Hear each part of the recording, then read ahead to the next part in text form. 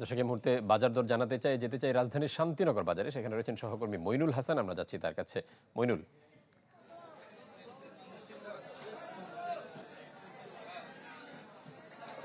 ফারুক, আপনি জানেন যে দীর্ঘদিন ধরেই কিন্তু নিত্যপণ্যের যে ঊর্ধ্বমুখী সেটা এখনো বিরাজমান, যদিও বাড়তি দামে স্থির রয়েছে প্রত্যেকটা নিত্যপণ্য।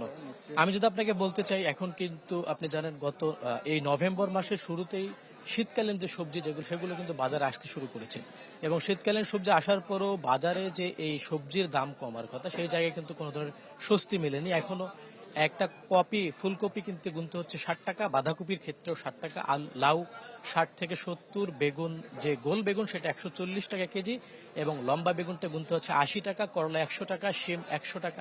মানে প্রত্যেকটা সবজির কিন্তু রয়ে গেছে 80 থেকে 140 টাকার ঘরে। তো যারা ব্যবসায়ী রয়েছেন, আপনাকে যদি দেখাতে চাই, বাজারে কিন্তু যথেষ্ট পরিমাণে সবজির সরবরাহ আপনি দেখতেই পারবেন। এবং এর উত্তরে ব্যবসায়ীরা বলছেন যে আসলে যে পরিমাণ সবজি বাজারে আসার কথা সেই পরিমাণ সবজি না আসার পেছনে এবং যেখান থেকে কিনতে হচ্ছে এই দুই জায়গায় দাম বৃদ্ধির কারণে কিন্তু বাড়তি দামই কিন্তু হচ্ছে সাধারণ ক্রেতাকে। এবং একই সাথে আপনাকে যদি আমি ব্রয়লার কিংবা সোনালী মুরগির কথা বলতে চাই, সোনালী বিক্রি হচ্ছে 300 থেকে 330 টাকা, এবং ব্রয়লার মুরগি বিক্রি হচ্ছে 180 থেকে 190 টাকায়। ডিমের দর রয়ে গেছে 145 থেকে 150 টাকা ডজন। এবং আপনি জানেন সরকার বিভিন্ন নিত্যপণ্যের ক্ষেত্রে আমদানি এবং সরবরাহ পর্যায়ে যে শুল্ক ছাড় দিয়েছে, সেই নিত্যপণ্যগুলোর ক্ষেত্রে আমরা কোনো ধরনের দামের পরিবর্তন দেখিনি।